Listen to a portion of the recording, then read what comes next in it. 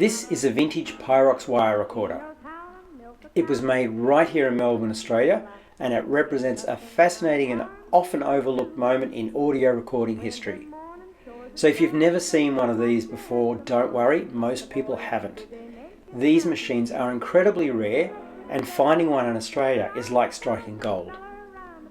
Before the advent of tape, long before cassettes, and well before anything digital, sound was being captured magnetically on steel wire. Wire recording was one of the first practical ways to record sound that emerged after the era of the phonograph. These machines used a thin steel wire, thinner than a human hair, spooling along at high speed to capture the audio. Recording on wire is often temperamental and terrifying when it tangles, but when it works, it's astonishing. A recording could be played back countless times without losing quality, and when no longer required, the wire could be easily reused and re-recorded over and over again. The technology actually dates back to the 1890s, but it really took off after World War II, when companies around the world started manufacturing recording wire for consumers and professionals alike. Pyrox was an Australian company based in Carlton, Victoria, and they were pioneers in bringing this technology to Aussie homes and businesses in the late 40s and 50s. These machines were made under license of the Armour Research Foundation in the US. Their advertising promised faithful reproduction and hours of high-fidelity recording time, which was pretty impressive for the era. These weren't cheap units either, costing more than £100 at a time. They were marketed as professional equipment for offices, radio stations, and serious audio enthusiasts. They were also marketed as portable, but at 20 kilograms a machine, you could be the judge on that one. By the mid-1950s, magnetic tape technology emerged and quickly took over, sealing the fate on the brief era of wire recording. Whilst restoring this machine, things took another interesting turn, as I was lucky enough to meet someone who used to work for Pyrox in the early 60s. Ross King worked as a repair technician at the Pyrox Service Centre in Carlton. He repaired these machines when they were newer and he was younger. His knowledge is extraordinary, and in a follow-up video, I'll be sitting down with Ross for a dedicated interview to capture his first-hand experiences from that era. I'm going to briefly introduce you to Ross towards the end. But now, let's get on with the unboxing.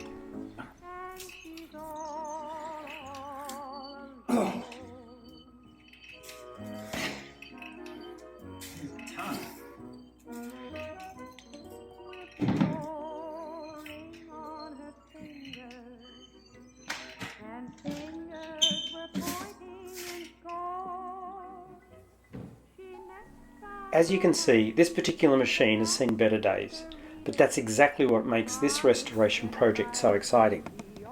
Towards the end, you'll hear this vintage Australian machine playing some original wire recordings, and I think you'll be amazed at just how good these old machines can sound. So let's get started.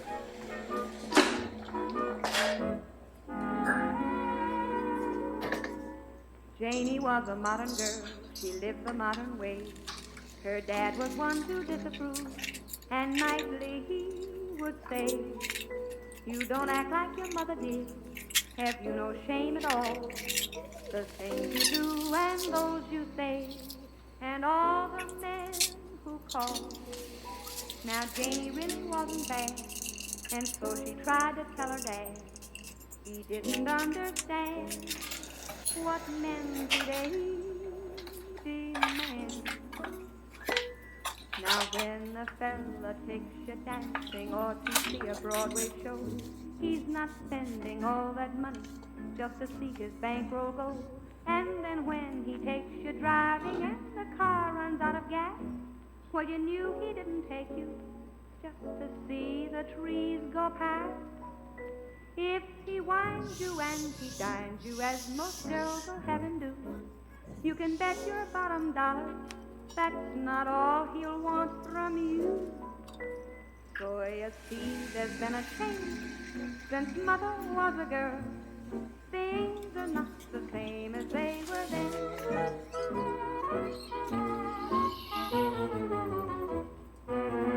Now to say a lady really dressed to look the part. She showed nothing but her ankle if she wanted to look smart. But her daughter, if she wants to have a man look at her twice, must wear the clothes that will expose enough of what is nice. When it comes to wearing silly hats, she has herself to please, for no man looks at any hat when there's a sprightly breeze. So you see, there's been a change since Mother was a girl. Things are not the same as they were then.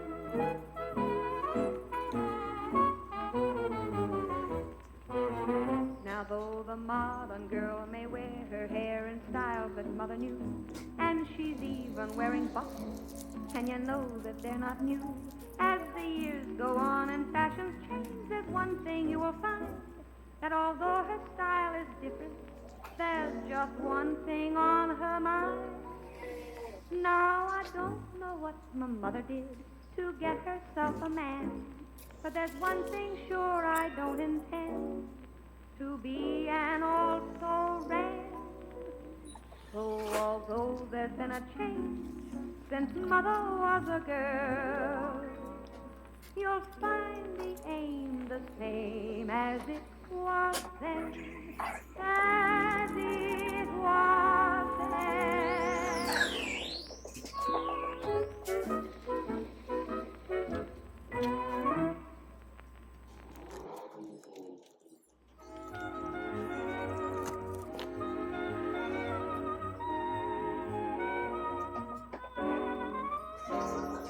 Love isn't born on a beautiful April morn. Love isn't born, it's made. And that's why every window has a window shade. Love can't do much for a couple who don't quite touch. Love can't advance by chance.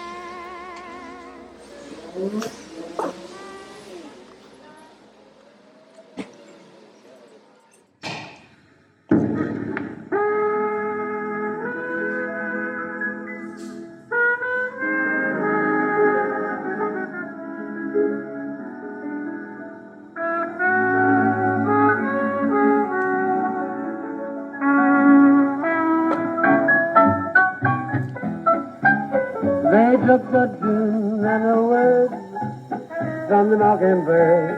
That's how a song was born. And in the soft evening breeze, whisper to the willow trees. That's how a song was born. And in the rain from the sky, then the lullaby. And the blues came from a Zion when two hearts beat in time to the rhythm of the time. That's how a song was born. Hey, Louie, tell the ladies and gentlemen now how Dad was born down home. Okay, Daddy. Now take you reach the jungle beat, they brought it to Basin Street. That's how Dad. Dog, you was just plain old gone fishing. Well, now don't blab it around. Keep it steady, will you? That's the final fun with that. They put that up there, too.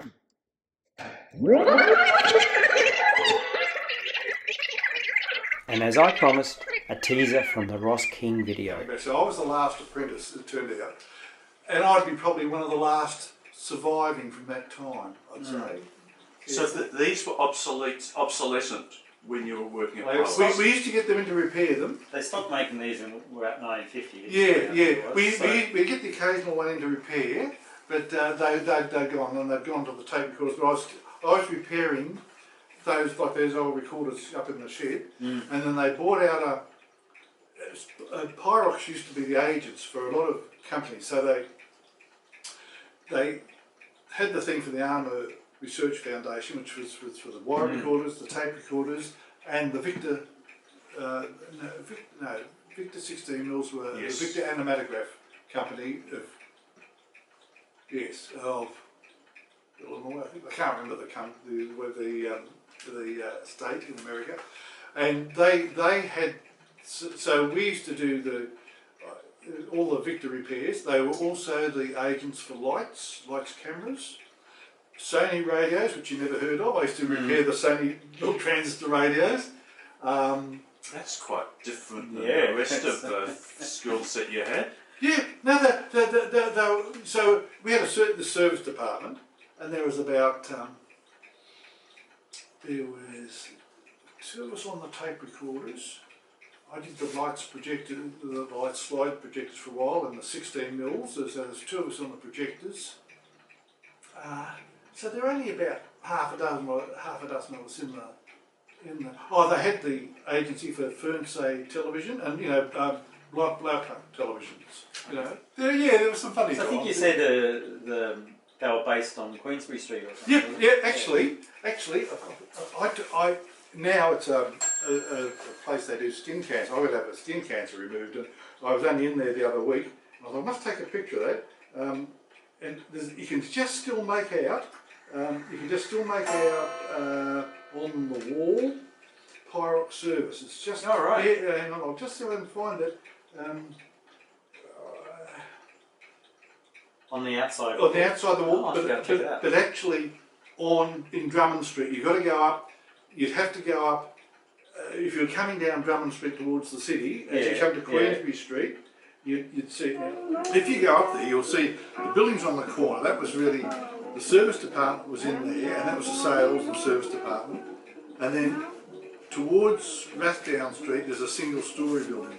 That was the factory where they made the recorders and stuff. All right. And they used to call it sound and production or sound and projection. I can't remember which now. And the fella who started Pyrox off, his name was a German fella, Hutter, and he was an old man when I was there. He would have been like, well, an old man. I'm the age I am now, I suppose. What typically would have gone wrong with these machines? Do you recall what the faults would have been on them? My main memory of them was the heads would go, and when they used to join the wire, you'd just tie a knot in the wire. Yeah. And of course, sometimes that would snarl. Yeah, absolutely. I snarled the reel on this machine. Yeah, and I think just the occasional valve. That was about all. They were very solidly built inside. No. But there probably aren't many in Australia. No, because I don't think. The Pyrox recorder, I don't think there were that many of them. There can't have been. There weren't that many of them. Why I was really attracted to it, because I thought it's probably pretty rare. Yeah. Look, it was. So when I look back, it was a good time.